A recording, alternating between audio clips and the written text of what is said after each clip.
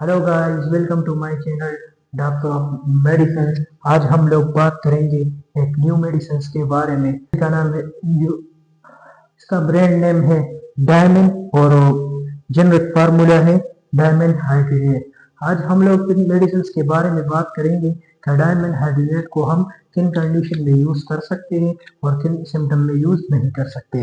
तो ये है डायमंड हाइड्रेट। डायमंड हाइड्रेट ये बेसिकली लोग वॉमिटिंग नासिया कंडीशन में यूज करते हैं। आज हम लोग देखते हैं डायमंड हाइड्रेट के बारे में। तो चलिए शुरू करते हैं। डायमंड हाइड्रेट इनके दो एक्टिव इंग्रेडिएंट हैं। इनमें दो एक्टिव इंग्रेडिएंट है, टू एक्टिव इंग्रेडिएंट, जो कि फर्स्ट वन है डायफेनहाइड्रामीन एंड सेकंड वन है 8 क्लोरोथियोफाइलिन। क्लोरो 8 क्लोरो क्लोरो है क्लोरो 8 क्लोरोथियोफाइलिन। डायफेनहाइड्रामीन जो कि एक्टिव इंग्रेडिएंट है ऑफ डायमंड हाइड्रेट का, जो first generation of antihistamine H1 blocker है।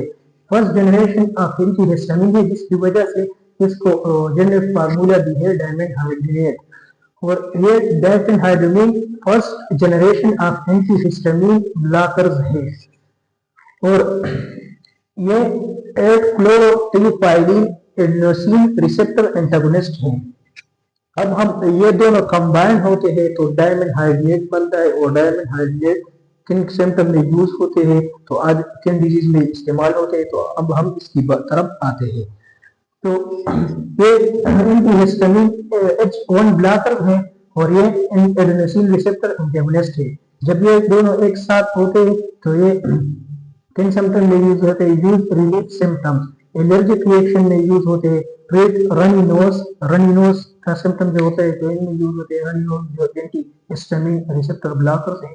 स्नीजिंग, जो हमें चीखना, जब हम चीखते हैं उस कंडीशन में। इची आईज, जब हम लोग प्यास काटते हैं तो हमारी आंखों से आंसू आते हैं, उन कंडीशन में भी हम इसे यूज कर सकते हैं। हेवीज और जो स्किन रिएक्शन है उनमें भी हम यूज कर सकते हैं। और ये स्लीपिंग पर्पस के लिए भी इस्तेमाल होते हैं। स्लीपिंग पर्पस में जब वो बंदा जिसे कोई बीमारी हो और उसे नींद नहीं आ रही, उसे नींद आने में दिक्कत हुई, तो हम उस पर्पस में भी यूज कर सकते हैं। उस कंडीशन में भी हम इसे यूज कर सकते हैं। जो कि सेडेटिव है, सेडेटिव में ज्यादा सेडेटिव नहीं है इनमें, लेकिन नींद आने में भी आसानी देती है।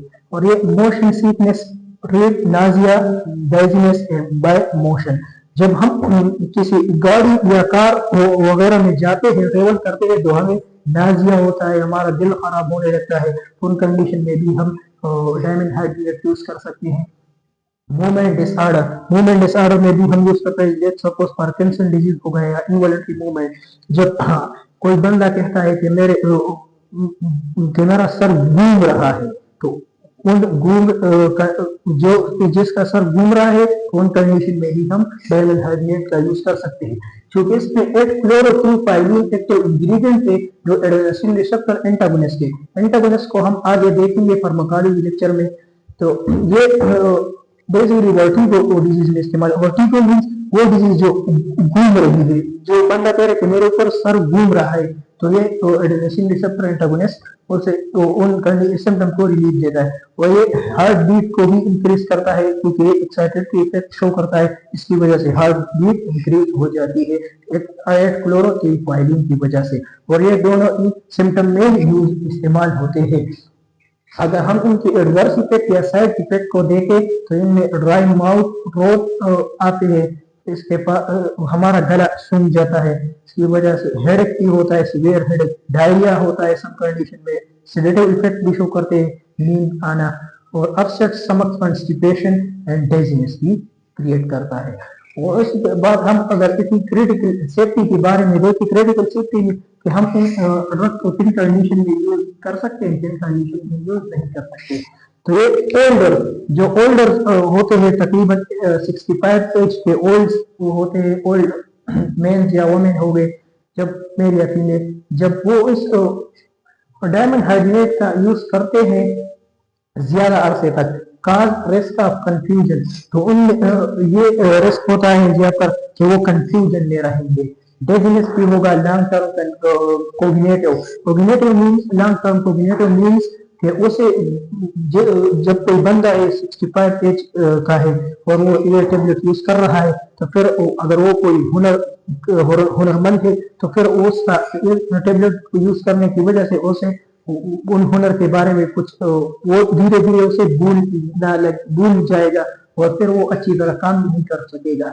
और ओवरडोज रिस्क हो, जब ये ओवरडोज हो जाता है मतलब हर बंदा दिन में 3-4 टेबलेट विदाउट किसी सिम्टम के, जब बस उसे दिल खराब होने लगा तो उसने 2-3 टेबलेट खाई तो ये ओवरडोज हो गया, टॉक्सिसिटी की तरफ जाती है फिर ये टेबलेट। और काज सीरियस रिदम हार्ट रिदम, और ये हार्ट बीट को इंक्रीज करती है, इसकी वजह से हार्ट फेलियर भी हो सकता है, वो बंदा कोमा भी और उसका डेथ भी हो सकता है। और अगर हम इनको ड्रग इंटरेक्शन की बात करें तो ये अल्कोहल के साथ ये ड्रग्स आपने इस्तेमाल नहीं करनी, क्योंकि फिर ये अल्कोहल भी सेडेटिव है और ये भी सेडेटिव है, तो फिर बंदा ज्यादा सेडेटिव कंडीशन में चला जाता है और फिर वो बेहोश भी हो सकता है। तो ये थी मेरी आज की लेक्चर डायमंड हाइड्रेट के ऊपर। अब हम लोग मिलते हैं इंशाल्लाह नेक्स्ट वीडियो में, नेक्स्ट मेडिसिन के बारे में हम बात करेंगे। तब तक के लिए अल्लाह हाफिज।